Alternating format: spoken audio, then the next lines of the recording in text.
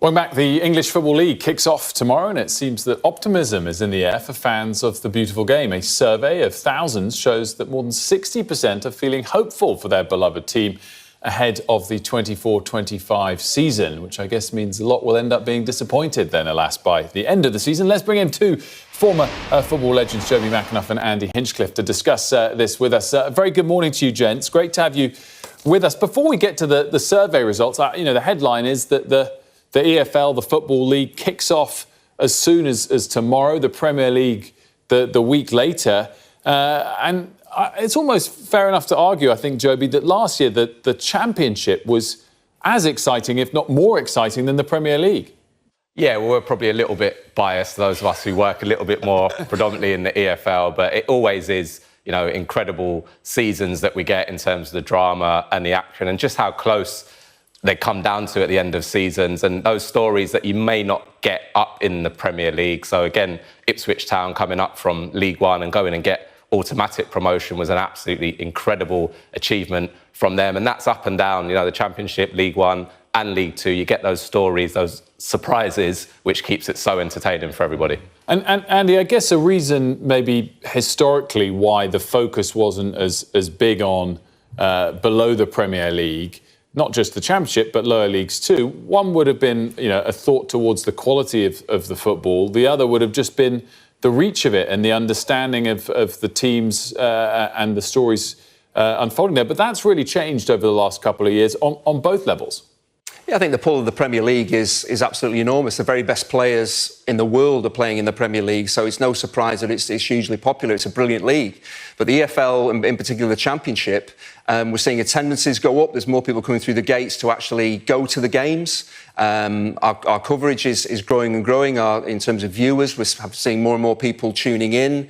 I just think the interest is there. And as Joby said, I think it's just the excitement that you get with the EFL, the unpredictability of the EFL. But the quality is certainly there as well. We're seeing a lot of players, young players, come out of the Premier League and on loan signings and stepping down into the EFL. And that's, of course, for the benefit of the EFL and the Championship in particular, that the quality of football, we're getting a lot of good young coaches kind of learning their trade and learning their craft in the EFL as well. So I think the standard of football across the EFL has really ratcheted up in the last maybe 5 years. The quality of player has improved and the stories just keep coming. We just think season after season it can't get any better, yet it still does. It's just the attraction of the EFL is enormous.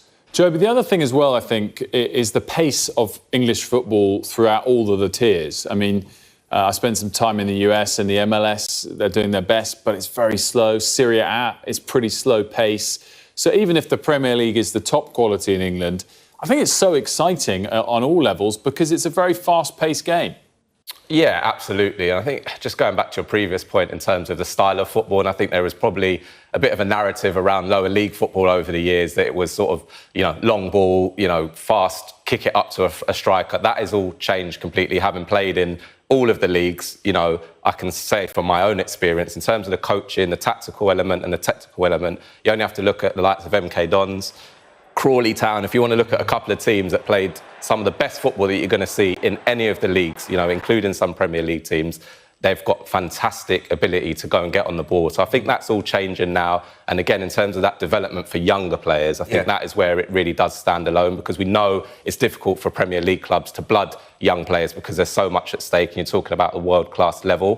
But you only have to look at the England team in the last Euros and for the last few years, how many of those players have really made a start alongside other players in the EFL that really gets them going and gets them moving in terms of the right direction to professional football. But you also look at, say, the standard of the pitches as well, and a lot of young coaches in the game as well, forward-thinking coaches, attack-minded coaches as well. So I think the football we're seeing in the EFL is very forward-thinking. Teams want to outscore each other. We don't see them just keeping the ball in their own half that we might see in the Premier League a little bit, or the big leagues across Europe. So I think every game that we cover, there's always something happening because teams want to attack and want to score goals. Well, just quickly on that note, to wrap things up, Andy, I mean, that I guess there's also something that's changes the coverage of it, the number of games you're able to watch on TV and the quality of the cameras and the pitches there. When does everything kick off? The Sky Sports first game is when?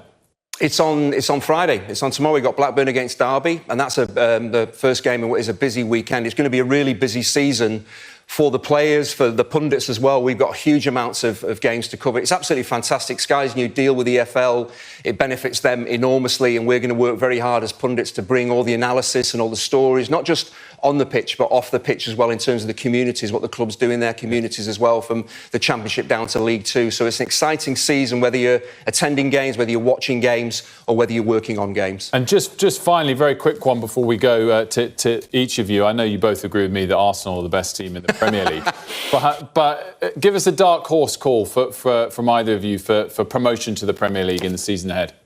Well, I'm going to go, it's not a massive dark horse, but Sheffield United, who have been a bit under the radar, really disappointing season last year, but good signings this summer, and Chris Wilder, I think they're going to be a team that's right up there this season. Yeah, I think Leeds are everyone's favourites, but I'm looking at Luton as well. I think Rob Edwards is a great coach. I think he's a real motivator as well. That club have been through a lot with what happened with Tom Lockyer. They've had promotion, they've had relegation, but I think Rob Edwards at Luton could do the job again and get them promoted back to the Premier League. I'm just going to throw Coventry in there as well as a dark And horse. Middlesbrough. There we go. Joby and Andy, great to have you both on it, and I'm glad that you didn't push back on the fact that Arsenal are the greatest team in the world. So that's locked and loaded. Gents, good to see you. Thanks so much. Yes. Now Taylor Swift.